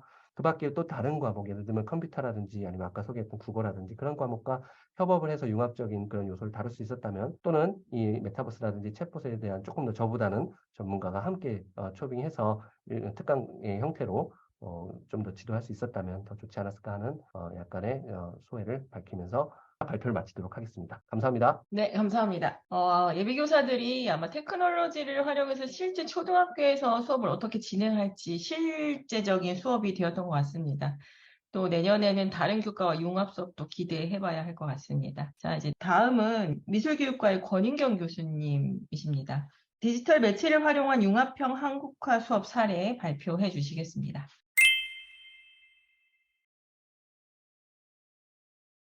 네, 반갑습니다. 진주교육대학교 미래형 교수학습 모델 개발에서 디지털 매체를 활용한 융합형 한국화 교육을 진행할 권인경입니다.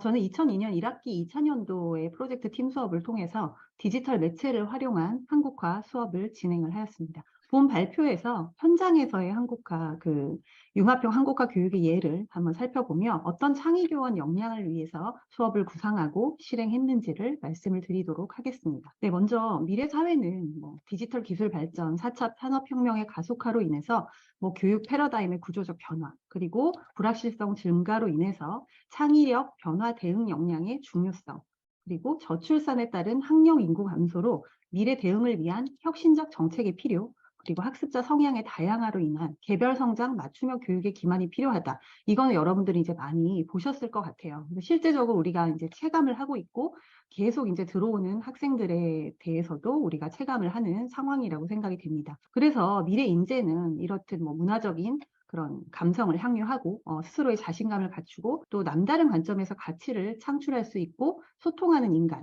이런 인간들을 이런 이제 학생들을 우리가 만들기 위해서 어떻게 교육을 해야 하느냐에 대한 고민들이 많을 것으로 생각이 됩니다. 네, 2022년 개정교육과정 앞서 이제 너무나 잘 말씀들을 해주셨고 저는 이제 이 중에서 좀 미술과에 맞춰서 조금 포인트를 맞춰서 얘기를 드릴 것 같은데요. 아까 말씀드렸듯이 모두가 함께 성장할 수 있는 교육을 실현하고 이제 자기 주도적인 사람을 기른다가 굉장히 이제 그 비전으로 제시가 되는데요. 추진 방향에서 이제 여러 가지가 나오겠지만요. 우리가 이제 조금 더 포인트를 맞추는 부분이 저는 이제 이 부분이라고 생각을 합니다. 그래서 디지털 기초 소양 강화, 정보교육 이쪽에 맞춰서 사실 실기 교육을 디지털화 한다는 게 어떻게 보면 굉장히 좀 역설적인 부분도 있습니다. 왜냐하면 실기 자체는 직접 스스로 해야 하는 자기 손이 닿아야 되는 부분이고 디지털 매체는 이거를 또 이제 완전히 다른 부분으로 해석해서 만들어내야 되는 부분이라 이걸 같이 가져갈 수 있냐에 대한 부분도 좀 고민을 많이 했는데요. 네, 먼저 이제 그러기 전에 미술과 교육 과정 2022년 부분을 조금 살펴봐야 할 것 같습니다. 사실 이제 기존에 우리가 이미 미적 체험,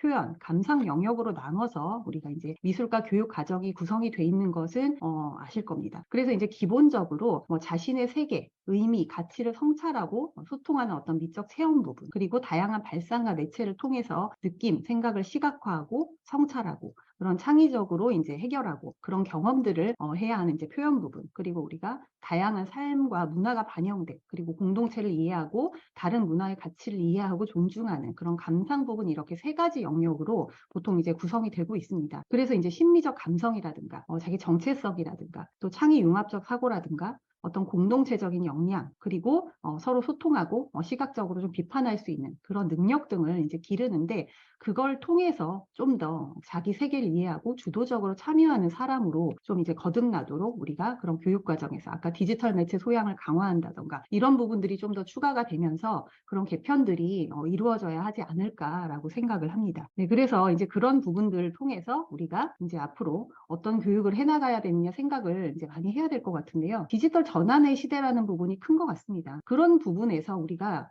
이 교육을 어떻게 할 것인가. 특히 저는 이제 한국화다 보니까 더 고민이 많았습니다. 사실 서양 아파트에서는 뭐 NFT를 활용한다던가 이런 교육들이 이미 많이 있고요. 근데 이제 한국화는 워낙 그런 부분에서 조금 더 소극적이고 그런 부분들이 있었기 때문에 이걸 어떻게 하면 이제 현 시대에 맞게 교육을 좀 이렇게 개편하느냐, 그런 부분에 대한 고민들이 참 많다고 생각을 합니다. 그래서 먼저 미래 예측 불확실해서 이제 자신에 대한 이해, 이런 부분이 일단 기본적으로 돼야 될 거고요. 그런 걸 통해서 이제 정체성이 형성이 되고, 그걸 통해서 이제 협력 문화를 형성을 하는데, 지금 이제 제일 중요한 게 이런 미술의 범위가 확대되고 있다라는 부분이 강해요. 그래서 디지털 매체를 좀 적극적으로 활용해서 그런 디지털 시대에 필요한 소양을 함양해야 하지 않는가. 이런 부분에 대한 요구가 이제 점차 일어나고 있습니다. 기존에 우리가 스팀 교육은 많이 아실 겁니다. 근데 사실 스팀 교육에서 이렇게 중점적으로 예술 교육이 이루어진 경우는 별로 없어요. 대부분 찾아보면 예술은 좀 보완되는 수준, 그리고 그냥 시각적으로 보여주는 어떤 수준으로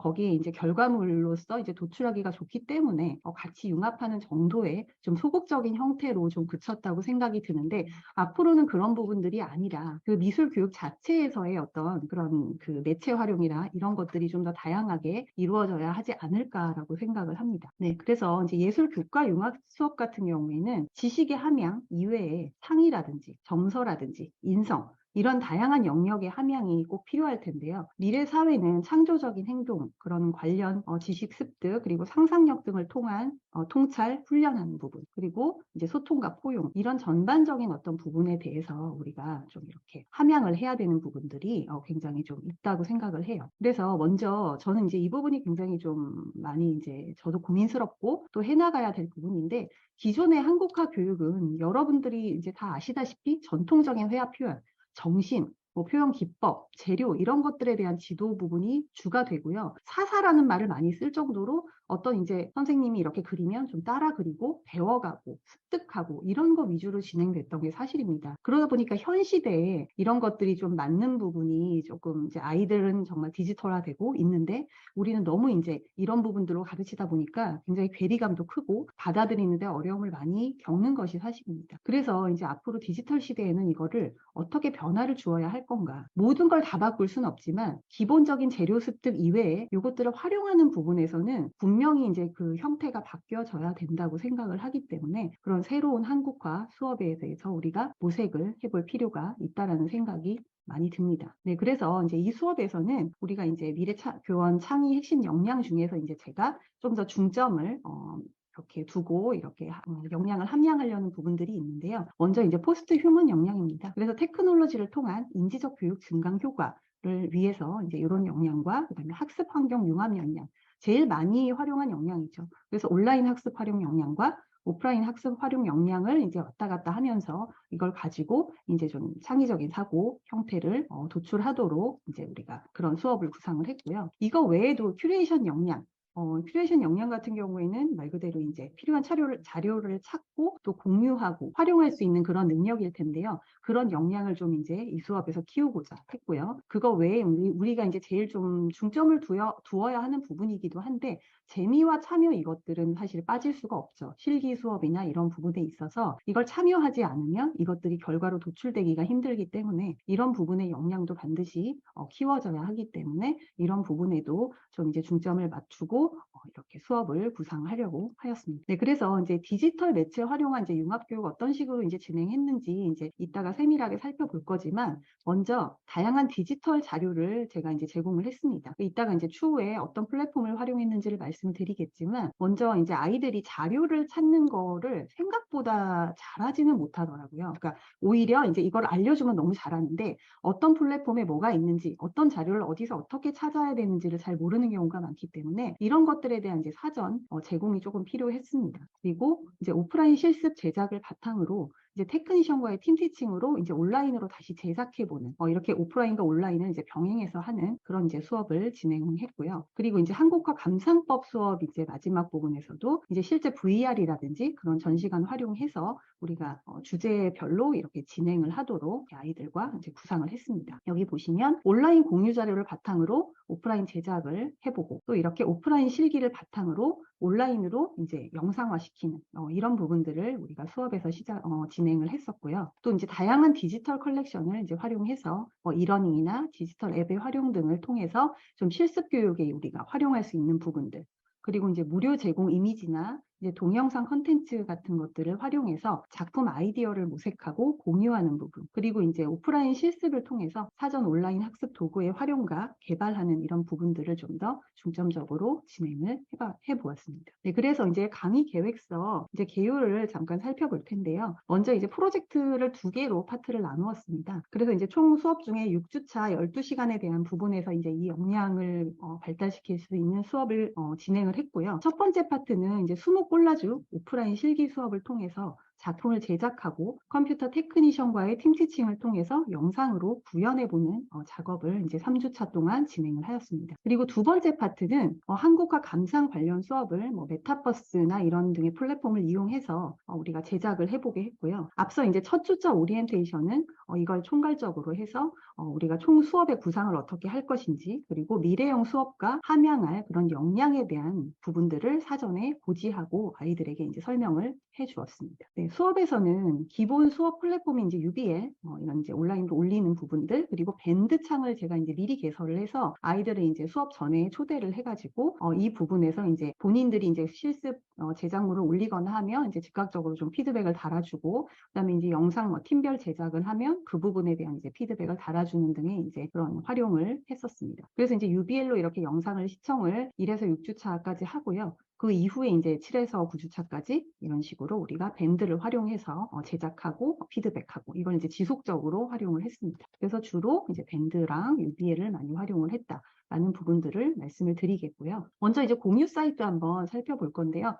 이거는 지금 여러분들이 핸드폰으로 돼서 바로 이제 QR로 들어가셔서 볼 수도 있습니다. 그래서 만약에 화면 보시면서 지금 QR로 한번 살펴보셔도 좋을 것 같아요. 그래서 이거는 사실 저희 실기 수업뿐만이 아니라 다른 이제 활용하실 수 있는 그 교과목에서 얼마든지 활용하실 수 있고요. 요즘에 이제 자기의 PPT를 이제 제작하는 데 있어서 그런 이미지 같은 거 활용하거나 할 때 좀 굉장히 필요한 부분이에요. 그래서 이제 무료 저작권, 그러니까 저작권에 이제 저촉되지 않는 부분들을 아이들에게 이제 그런 교육을 시키고 그런 부분들을 활용해서 작품을 제작해야 된다라는 걸 미리 공지를 하고요. 이런 식으로 이제 무료 이미지 공유 사이트를 활용하게끔 작품 제작할 때 본인들이 이제 이런 사전에 어떤 이미지를 해야 될지 모르는 부분에서 좀 찾도록 한번 이제 이걸 공유를 했고요. 이제 이미지 배경 제거 이런 것도 이제 만약에 포토샵을 우리가 이제 팀 티칭을 했지만 아이들 중에는 이제 그걸 단시간에 하기를 좀 버거워하는 경우에는 이제 단순한 배경일 경우에 이런 식으로 배경 제거 앱들을 이제 무료로 제공되는 게 있습니다. 그래서 이런 것들을 활용해서 단순한 배경 제거는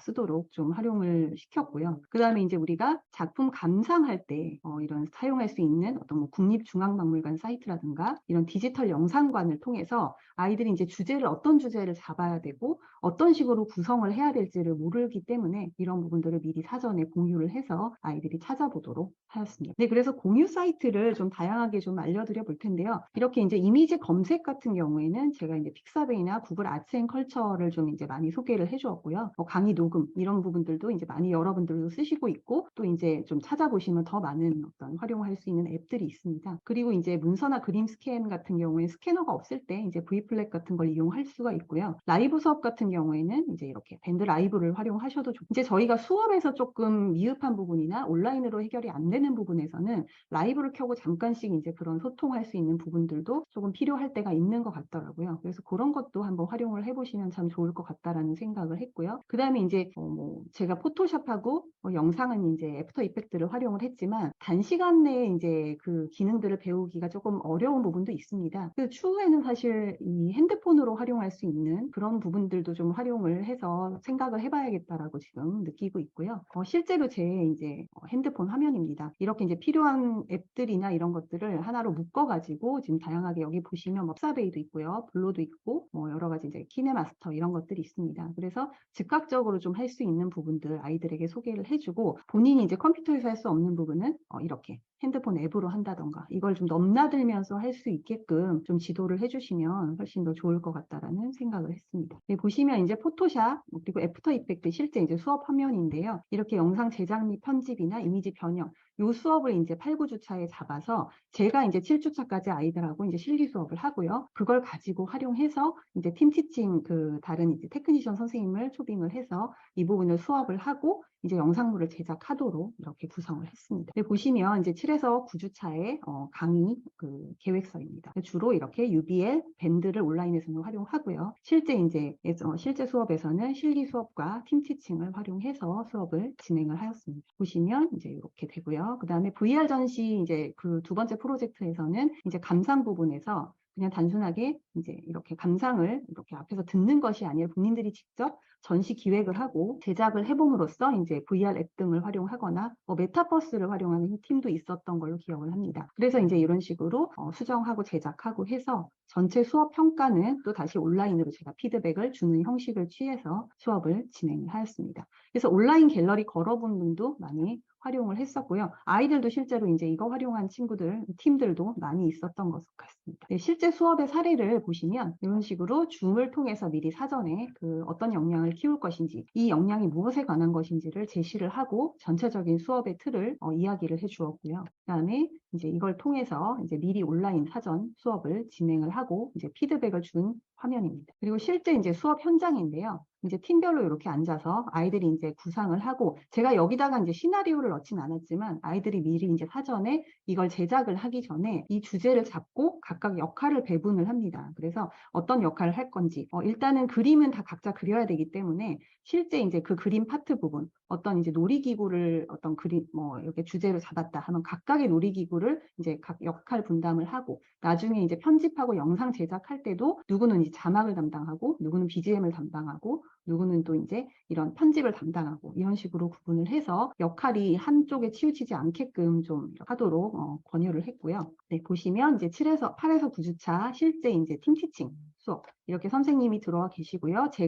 저는 이제 포토샵은 어느 정도 하겠지만 애프터 이펙트는 제가 원활하지 않기 때문에 그 부분은 제가 초빙을 해서 제가 조금씩 도움을 줄 수 있는 건 주고 또 아이들이 직접 도움 받을 수 있는 부분들은 받게끔 해서 이런 식으로 진행을 했습니다. 네, 12, 14주차에서는 실제 이제 우리가 그 온라인을 통해서 그 오프라인 통해서 얘기를 하고 이걸 가지고 작품 감상 워크시트를 작성을 해보게 해서 실제로 이제 작품을 분석하는 방법들을 좀 터득을 하고요. 이걸 가지고 이제 우리가 아까 이제 1차 과제는 우리가 스무 콜라주 애니메이션을 했고 2차는 이제 감상 제작을 했는데 이 결과물들을 제가 영상으로는 좀 시간이 많이 걸리니까 제가 이렇게 캡처본을 보여드리도록 하겠습니다. 그래서 이렇게 진주의 사계절 풍경을 그린 조도 있었고요. 이건 이제 영상으로 제작이 돼 있기 때문에 나중에 아까 이제 김동훈 교수님께서 보여주신 대로 저희 교대 사이트에 들어오셔가지고 영상물을 각각 보실 수가 있습니다. 그리고 이런 식으로 걸어서 학교 속으로 이게 지금 뭐 음표나 이런 애들을 하나씩 제작을 해서 얘네들이 실제 움직이고 학교 안으로 이제 문이 열리고 뭐 들어가고 이런 영상들을 제작을 했고요. 이렇게 창문 밖 풍경 그리고 이렇게 연못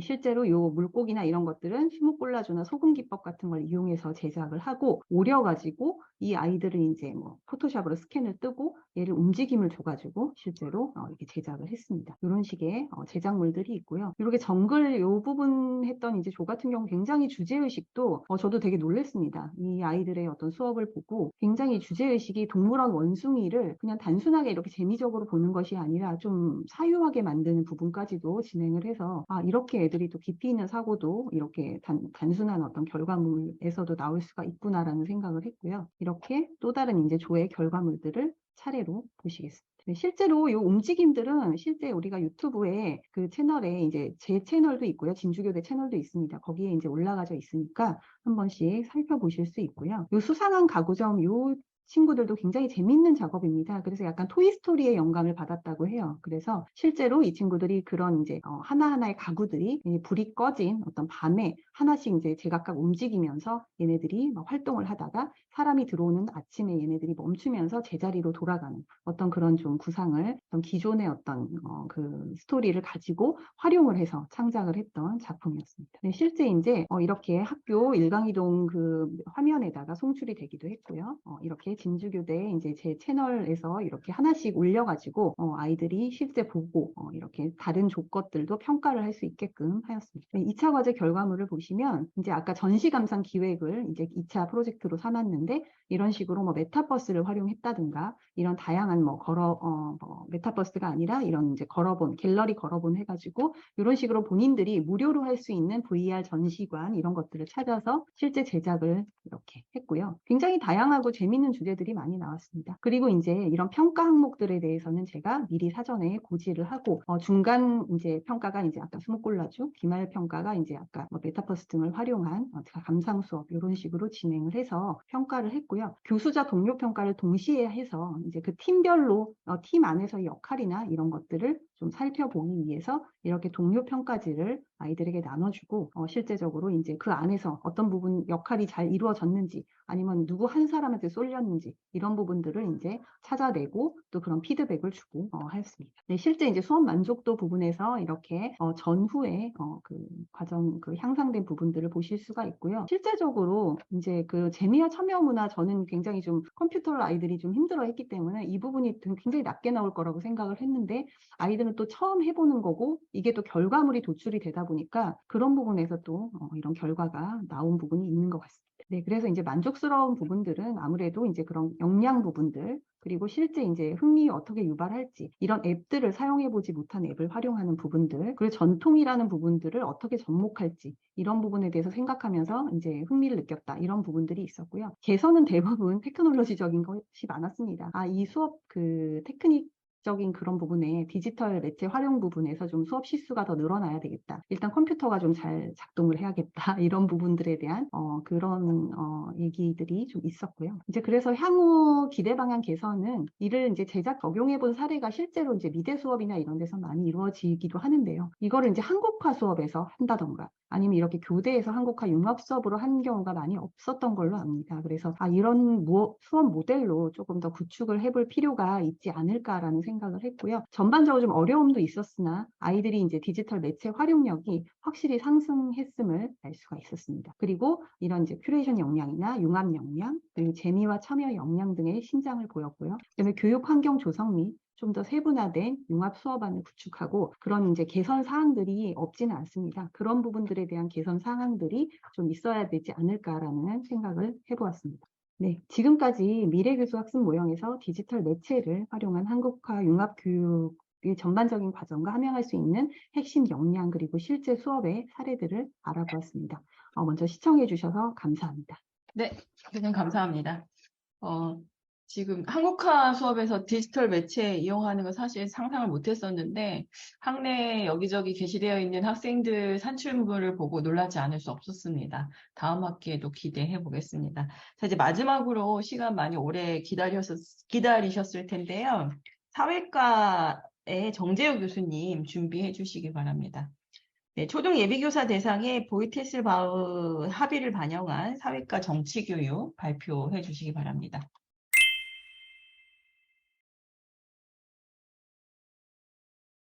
제가 담당한 부분은 보이텔스바흐라는 그 독일의 작은 소도시에서 도출한 정치교육의 방법론에 관한 것인데요. 자, 이것을 진주교육대학교의 수업에 적용을 해서 탐색을 해보았습니다. 보이텔스바흐, 독일에 있는 소도시인데요. 1976년 진보와 보수의 교육학자, 정치가, 사상가들이 모여서 우리가 앞으로 정치교육을 할 때 최소한 요 세 가지는 지키면서 공동체, 국가를 이끌어 나가자라고 합의를 본 내용이죠. 요약해서 설명드리면 그 슬라이드에 나와 있는 것처럼 정치적이고 논쟁적인 주제를 다룰 때 교사의 주입과 강압을 금지하고 논쟁 재현 의무를 부과하며 학생 중심의 정치적 판단까지 권장하는 독일 정치 교육의 지침. 사실 지금까지도 독일에서 정치 교육을 하는데 지켜야만 하는 그 헌법과도 같은 그런 역할을 하는 세 가지 그 추상적인 명제라고 볼 수가 있습니다.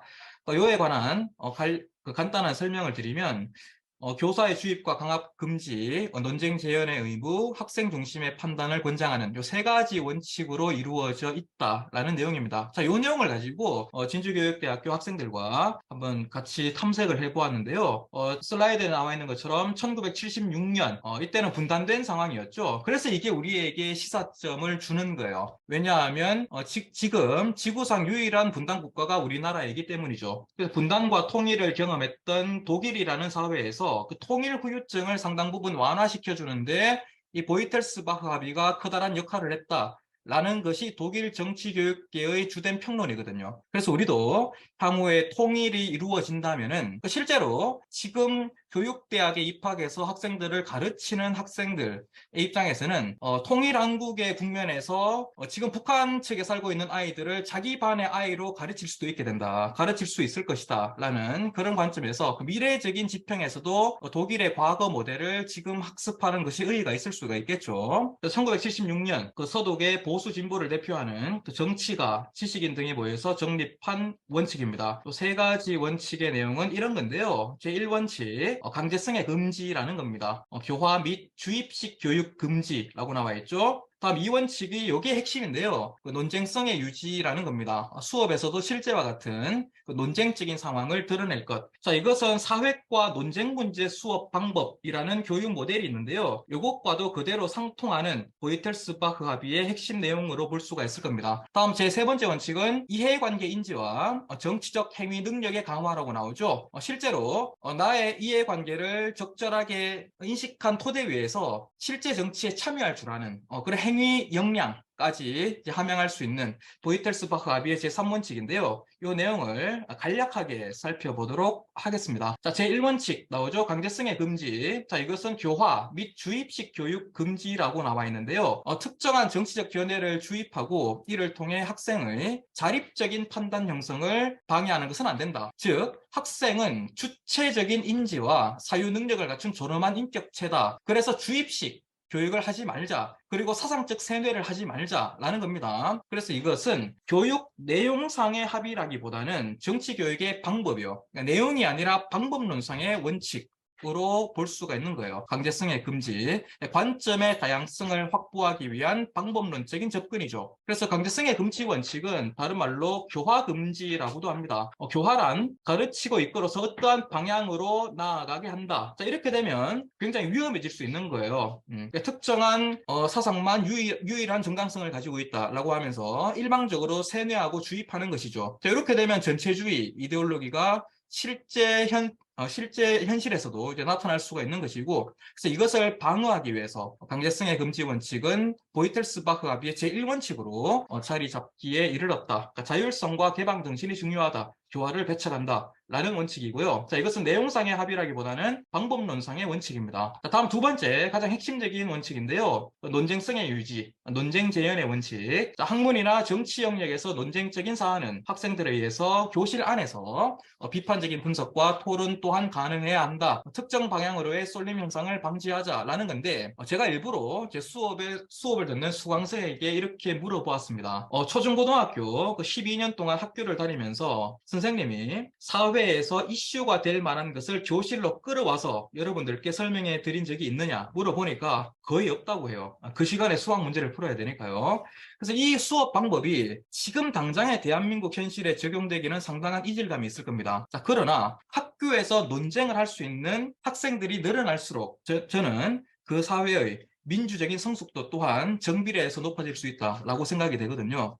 그래서 지금부터라도 이 논쟁 재현의 원칙을 실제 교실에서 적용하고 도입할 수 있는 그런 교사의 역량을 기르는 것이 정말 중요한 과제가 되지 않을까라고 생각이 됩니다. 그 논쟁 재현, 그 쟁점에 관해서 비판하고 토론할 줄 아는 그런 수업을 유도하는 교사의 양성이 중요하다.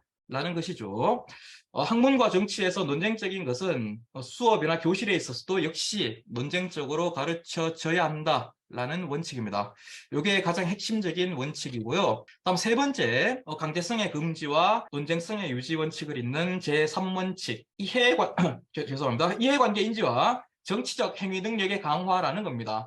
이거 다른 말로 하면 행위 역량 원칙 혹은 자기 관심의 정치적 연관성 및 영향력 확보의 원칙이라고도 하는데요. 결국 행동하는 지성을 만들어내자라는 겁니다. 교실 안에서 익힌 지식 이런 것들을 교실 안에서만 이제 활용하지 말고 실제 밖에서도 실제로 행동하는 그런 지성을 만들어내자. 라는 목적이 담겨 있는 제3원칙인데요. 학생의 정치적 상황과 이익에 기반한 분석 원칙이라고 나오죠. 문제를 해결하는 적절한 수단과 방법을 선택할 수 있는 능력을 길러주어야 한다. 자, 요 제3원칙과 관련해서 가장 많이 문제가 되고 있는 부분은 이런 거예요. 이해관계의 인지 과정에서 그 이해관계가 사익에 매몰된 개인주의, 즉 극단의 이기주의, 사익만 추구하는 이기적인 주체를 만들어내는 것은 아니냐. 라는 건데요.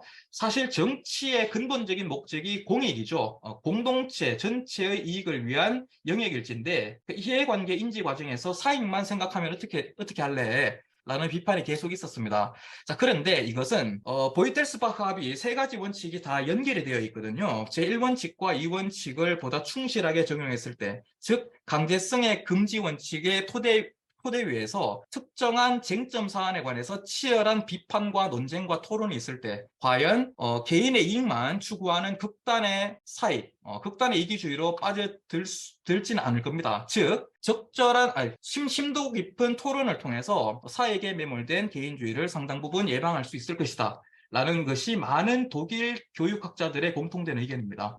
제가 방금 설명드린 맥락이 여기 나오는데요. 학습자의 이해관계를 앞세우면 공동체의 이익, 즉 공익을 소홀히 하게 되지 않겠는가. 그러니까 사익이 공익을 포섭한다라는 우려인데요. 자, 이것을 잘 극복하기 위해서는 역시 강제성의 금지라는 토대 위에서 보다 건설적인 논쟁과 토론 그리고 비판을 유도할 줄 아는 교사의 역량이 중요하다.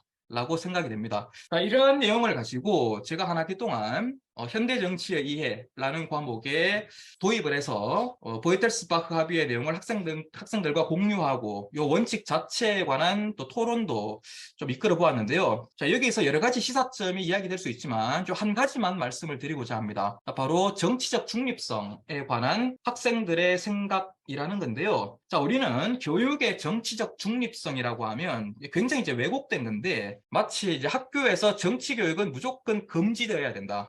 교사의 정치적 기본권을 박탈하거나 아니면 학교를 정치적인 진공 상태로 만든다. 학생을 정치적 문맹자로 만드는 그것을 정당화하는 표상으로 교육의 정치적 중립성을 떠올리는 경우가 많아요. 실제로 교육대 학생들 스스로도 이제 표현이 좀 그렇지만 몸을 사리는, 우리는 교대생이니까 정치적인 것을 다루면 안 돼, 이런 인식이 은연중에 심겨져 있는 것 같더라고요. 자, 그런데 이 보이텔스바흐 합의를 실제 교육 현장에 적용을 하기 위해서는 이러한 왜곡된 의미의 정치적 중립성으로부터 벗어날 필요가 있어요. 이게 무슨 말이냐 하면 여기 나오죠. 교육의 정치적 중립성이 등장하게 된 본래적 의미, 원래 의미는 뭐냐면요. 정치 권력이 교육에 개입해가지고 정치 권력의 입맛에 따라서 교육이 좌지우지 되어서는 안 된다. 그러니까 교육이 정치 권력의 압력으로부터 벗어나서 자율성을 가지기 위한 차원에서 만들어진 명제가 교육의 정치적 중립성이에요. 자, 다시 설명드리면